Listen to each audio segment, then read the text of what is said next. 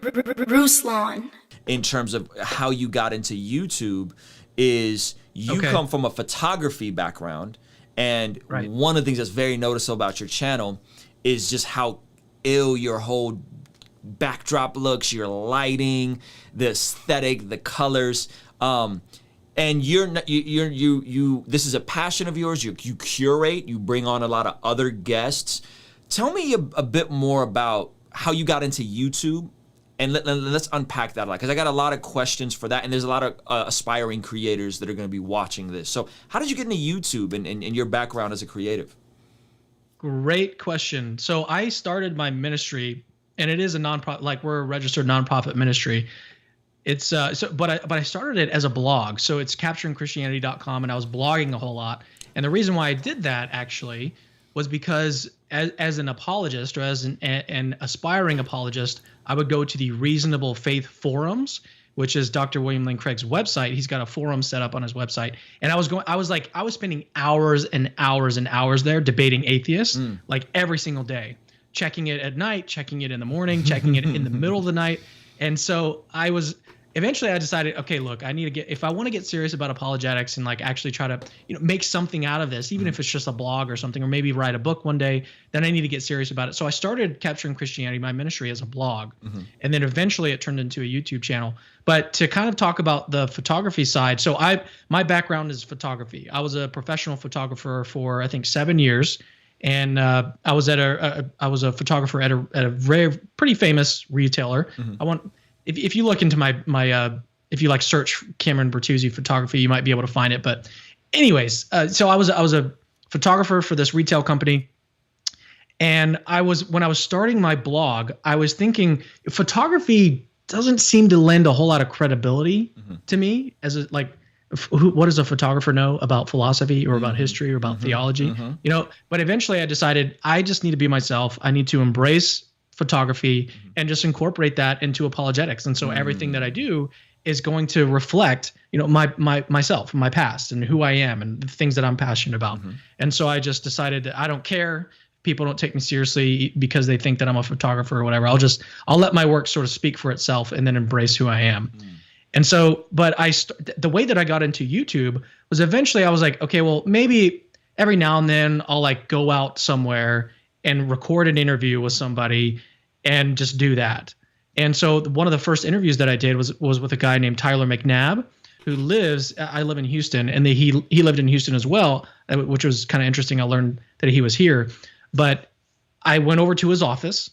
He's a young guy. He's actually younger than me. He got his PhD in like record amount of time. It's ridiculous. He's super young, super intelligent. I went over to his office, set up two little cameras, and I just hit record. And then later I came back in my little studio and did some video editing and stuff. And I posted that in 3 parts on my YouTube channel. I was not taking YouTube seriously at this point. I never thought of myself as a YouTuber. I wasn't trying to like get into YouTube. I was just like, well, this kind of serves the same purpose of like what I'm doing with my blog and my website, and I can do this kind of thing. And whoever sees it, that's cool. I don't really care. And so that was my attitude getting into YouTube. And then continuing my relationship with Tyler, like he and I became friends, and I was like, well, what if I set up a debate on my YouTube channel? This was back when Google Hangouts, you could still use Google Hangouts to do interviews and stuff. And so I just invited a whole bunch of people on to talk about this argument, this very esoteric argument it's not even for God's existence, but it's against naturalism. It's called the evolutionary argument against naturalism. But I just decided to set this video up. I'm going to have these various people on that I knew and that I had engaged with on Facebook and everything. So there was a guy named Stephen Law who I invited, and then Tyler McNabb, and I was going to have them talk, and then all these other people could just talk. Anyway, so the point is that at the end of this, after I did this, I was like, this was actually really fun. Like I could do more of these. And so that kind of sent me to do dialogues like that on my channel about once a month. And so I've continued doing that. I still host debates and still host dialogues between Christians and non-Christians on my channel. And so that kind of got me more interested in doing YouTube. And then eventually there was a guy named Mike Winger who is just, you probably know about him. And if your audience doesn't know Mike Winger, definitely got to go check him out. But he's such a great guy. And he reached out to me on Facebook several times. even back when my attitude towards YouTube was like, I don't care about it. I don't want to do this. Yeah. And he was like, because he was actually doing really well on YouTube at the time, and he had had his channel for probably 6 or 7 years at that point. So he had learned a lot, and he was willing to just share all this information with me. And I was at the time, I was like, nah, I don't really want to do that. It's not really my thing. I don't really want to do that kind of thing. But eventually he convinced me. He was like, okay, let's do this like collaboration between John McCrae, Mike Winger, and myself. And so we took a video from an atheist that was about 2 minutes long. It was called 20 atheist arguments against God's existence, or something like that. And so each of us took one of these arguments, and we made a short response video to it, and we made it part of a playlist. And so it was a collaboration. And so overnight, my YouTube channel went from about 1,500 subscribers to 4,000 subscribers. Yeah. And once I saw that jump, and the fact that these videos were getting thousands of views, I was like, this is a whole lot more views than my blog has ever received. There's a whole lot more potential here. You can even make money on YouTube. It just made a whole lot of sense. And with my background and photography and video, it's like, this just makes a lot of sense. And so at that point, I decided, okay, I'm going to get really serious about this. And so from that point on, I've just, like I said, been very, very serious about doing YouTube. So that's the kind of short-ish version of my. At what point did you infuse your photography skills into YouTube? Because I saw some of your earlier videos and you're just kind of using like a Logitech webcam. But at what point did you start the modern presentation that you have right now? And by the way, I'm sorry, because this is my LUT is butchering your LUT, and I didn't have time to fix it. So you're probably gonna hate the way this looks on YouTube. But when did you introduce the aesthetic that so many people kind of know you for now? I would say probably a little over a year ago. Okay. I was trying to figure out how I could up my, so doing live streams, you've got to figure out how you can get like a good camera. So my interview with Tyler was actually filmed on 2 DSLRs, and that looked really nice, because it was filmed on these really nice lenses and cameras and stuff. And then in post, and I just edited the whole interview together. And so that's the way that I did that, and it looked really good from sort of early on. But to do interviews is a whole different beast, as you're probably really familiar with at this point.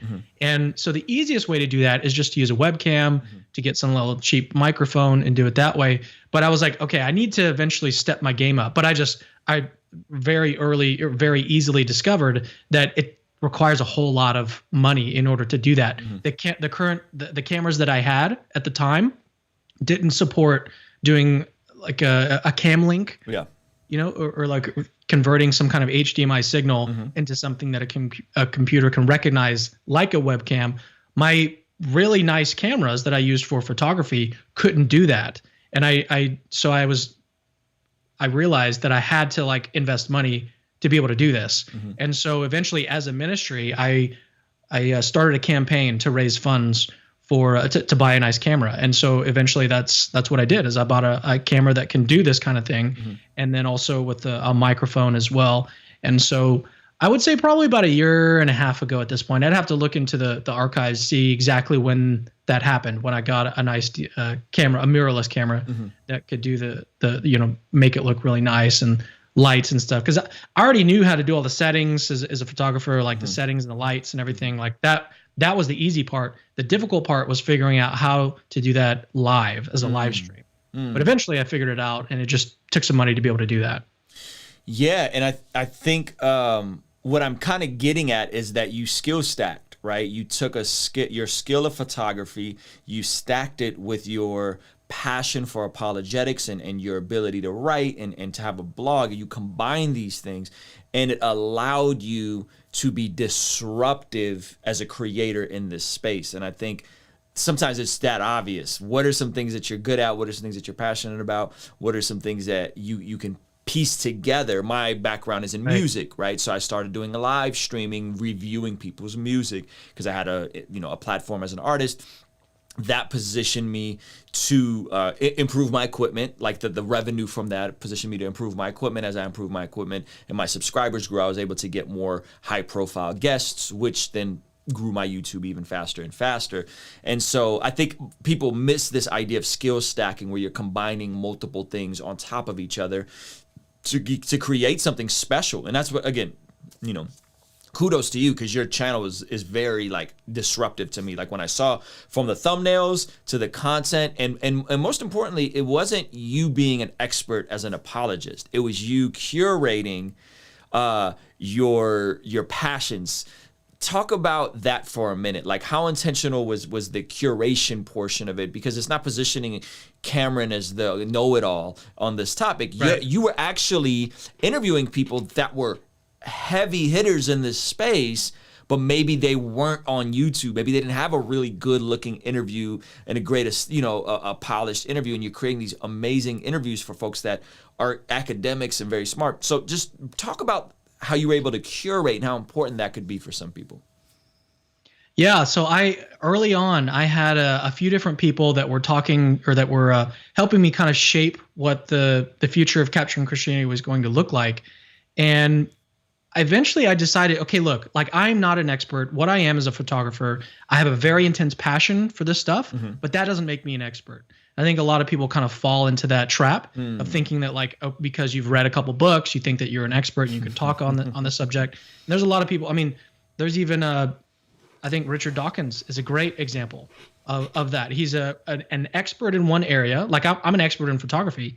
He's an expert in evolutionary biology. And then he tries to like pretend like he's an expert, or that people should listen to what he has to say when it comes to philosophy of religion. That's a complete mistake. Like he doesn't know what he's talking about. His arguments are awful. They're some of the worst arguments that have ever been put forward in the public sphere in terms of like religion and philosophy.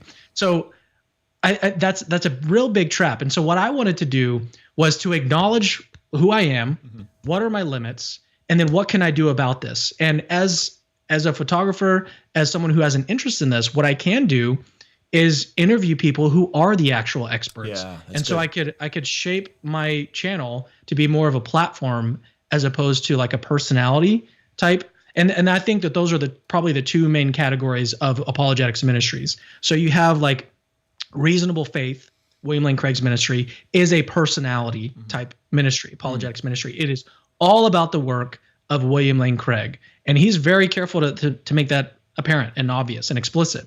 It's like this, all of it is about William Lane Craig's work. But there are other ministries like I think not Reasons to Believe. I can't think. Are you familiar with Greg Koukl? No. I know William Craig, but I don't know Greg Koukl. Greg Koukl is there it is. Stand to Reason is his ministry. So that ministry is actually kind of centered around Greg Koukl, but he also has a bunch of other different speakers, and it's not called like Greg Koukl Ministries. It's called Stand to Reason, and he has a bunch of different people. So it's kind of a platform for these different people. But what I do is I interview experts, and that's the way that I stay in my lane. I'm not trying to get out. I'm not trying to act like I'm some kind of expert. When I do my own videos, like when I post a video, it's just me talking. Then I regularly defer to the experts. I reference all of this different work, and I even send my scripts to experts, people that I trust, and mentors that I've got, and philosophers. So I regularly am submitting my ideas and my work to the actual experts. And I felt like that was the appropriate way to go about this. It also keeps me humble. It doesn't, it's a way to keep, again, to just stay in my lane and to remember what are the best things about Cameron Bertuzzi that he can bring to this space. And I also just wanted to expose, I mean, that's the whole point of exposing the intellectual side of Christian belief. What better way to do that than to just interview all of these different experts that people probably haven't heard of, but whose work needs to be in the forefront and needs to be in the limelight. Yeah. And so that was my thought and reasoning behind why I'm more of a platform as opposed to a personality type. The worst pain facing, moments in isolation. See, I was hoping I would do this to get more family time. A busy mind and worried heart is just not where I reside. I subscribed that all that traveling wasn't doing well for my soul. Glad I never made it when my name went through the rumor mill. I suppose that the Lord knows I'd have failed. Instead, I'm doing well at home, out my shell. Good book off the shelf, more dubs off the L's. I told Ray they ain't just gon' know us, they gon' know us well. Happy to have failed my way to success with my family by my side.